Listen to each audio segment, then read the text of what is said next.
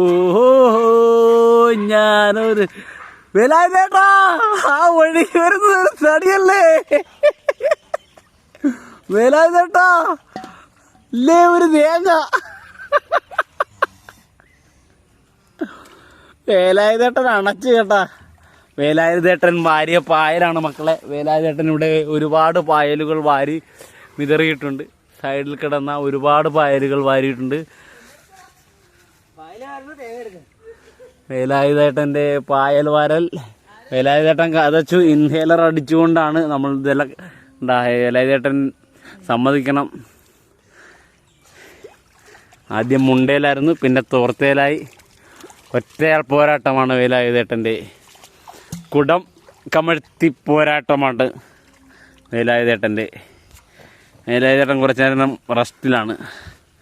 വേലായുധേട്ടാ, എങ്ങനെയുണ്ട് ഇന്നത്തെ പെർഫോമൻസിനെ കുറിച്ച് പറയൂ, 2 വാക്ക് സംസാരിക്കൂ ഞങ്ങളോട്. പറയൂ, എന്താണ് ഈ ഒരു പ്രകടനത്തോട്? എങ്ങനെയുണ്ട് പായൽ വാരിയിട്ട്? കൃഷിക്കുള്ള പായൽ, കറിക്കുള്ള തേങ്ങ.